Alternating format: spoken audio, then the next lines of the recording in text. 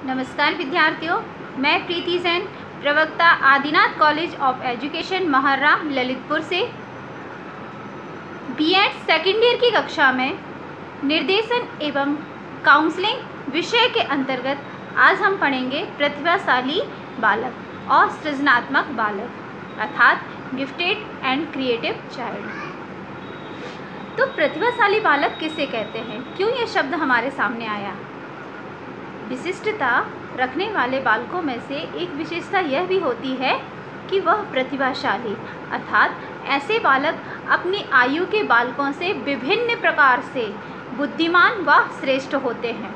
विलक्षण अथवा प्रतिभाशाली बालक अपने उच्च गुणों वाली योग्यता, प्रतिभा, बुद्धि तथा निपुणता आदि दिखाते हैं। ऐसे बालक कार्य करने में निपुण होते हैं अर्थात वे सृजनात्मक होते हैं तथा कार्य के प्रति जागरूक होते हैं।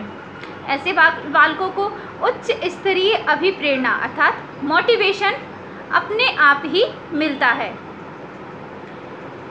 इन्हें अपना कार्य पूरा करने से पहले उनका परिणाम की कल्पना करने की क्षमता अधिक होती है अर्थात यह जानना चाहते हैं कि मैंने यह जो कार्य किया है इसका परिणाम क्या होगा। इस प्रकार वैयक्तिक बालकों के लिए विभिन्न शब्द प्रयुक्त किए जाते हैं, जैसे प्रतिभाशाली बालक, सृजनात्मक बालक, प्रतिभावान बालक, अकाल प्रौढ़ता अर्थात समय से पहले परिपक्वता। कुछ विशेष क्षेत्र जैसे भाषा, संगीत, गणित आदि में ऐसे बालक विशिष्ट रूप से समय से पहले ही दक्षता ग्रहण कर लेते हैं, जो सामान्यतः उनकी आयु के अन्य बालकों से कहीं अधिक होती है। या यह कहा जाए कि जो सामान्य बालक या उनकी आयु के बालक हैं वो यह कार्य जो एक निश्चित समय से कर पाते हैं वो ऐसे कार्यों को समय से पहले ही सीख जाते हैं। ऐसे बालकों की विशिष्ट आवश्यकताओं को पूरा करने के लिए विशेष रूप से प्रयत्न करने पर बल दिया जाना चाहिए, जो कि कई बार नहीं दिया जाता है। ऐसे बालक सामान्य कक्षाओं से लाभ नहीं उठा पाते हैं। उनके पाठ्यक्रम जो सामान्य बालकों की क्षमता को ध्यान में रखते हुए बनाए जाते हैं उन्हें प्रतिभाशाली बालक कम समय में ही पूरा कर लेते हैं, जिसके अनुसार वह अपनी प्रतिभा को उस तरीके से नहीं निखार पाते हैं जिस तरीके से उन्हें निखारना चाहिए। ऐसे बालकों को स्कूल में कम आयु में प्रवेश कक्षाओं में प्रोन्नति तथा माध्यमिक, उच्चतर माध्यमिक आदि शिक्षण संस्थाओं में वार्षिक प्रवेश आदि की सुविधा होनी चाहिए। कई बार प्रतिभाशाली बालक एक बार में ही 2 कक्षाओं की परीक्षाएं एक साथ देने में भी निपुण होते हैं। प्रतिभाशाली बालकों की परिभाषा। अलग अलग मनोवैज्ञानिकों ने अलग अलग परिभाषाएं दी हैं।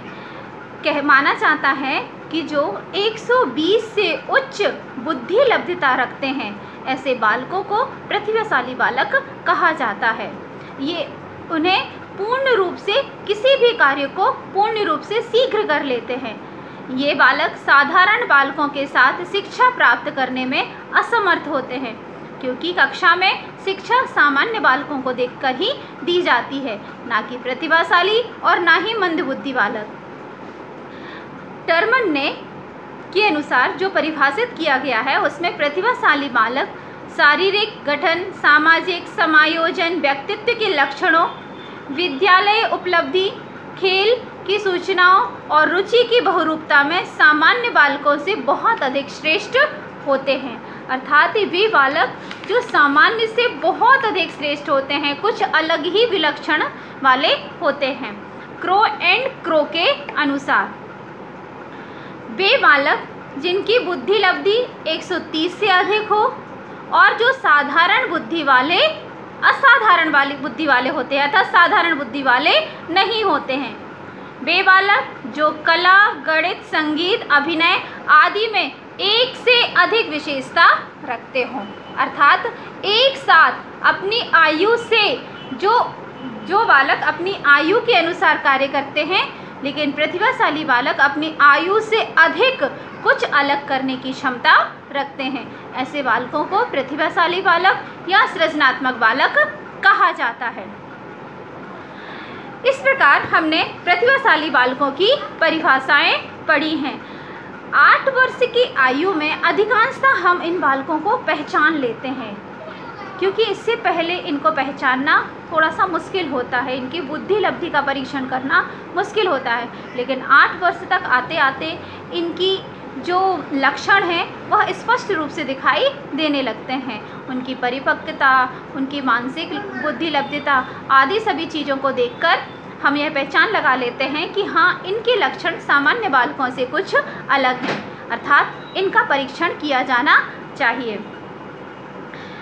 प्रतिभाशाली बालकों की विशेषताएं।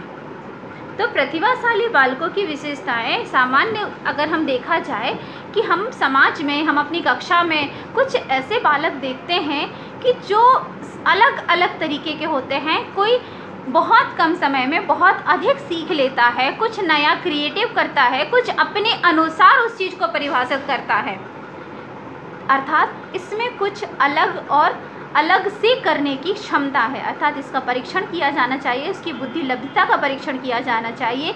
कहीं ऐसा तो नहीं कि हम इसकी बुद्धि लब्धता को ना पहचान कर इसमें जो सीखने की क्षमता है हम उसके साथ कुछ गलत कर रहे, अर्थात उसकी बुद्धि लब्धता को पहचान कर उसके अनुसार हमें शिक्षा देनी चाहिए, उसके अनुसार हमें क्रियाकलाप करना चाहिए।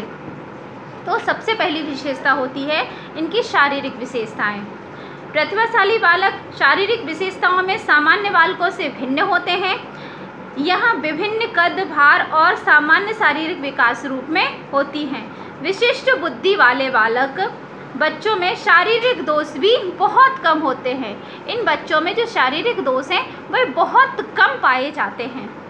टर्मन के अनुसार प्रतिभाशाली बालक और उनके माता पिता के स्वास्थ्य के इतिहास का अध्ययन करने के पश्चात यह पाया गया कि प्रतिभाशाली बालक व उनके माता पिता सामान्य बालकों और उनके माता पिता से अधिक स्वस्थ होते हैं तथा बालक सामान्य बच्चों से भारी होते हैं। अर्थात जो प्रतिभाशाली बालक हैं तथा उनके माता पिता का जब परीक्षण किया गया और सामान्य बालकों का परीक्षण किया गया तो यह पाया गया कि जो प्रतिभाशाली बालक हैं अर्थात गिफ्टेड चाइल्ड हैं और उनके माता पिता सामान्य बालकों और उनके माता पिता की अपेक्षा अधिक स्वस्थ पाए जाते हैं।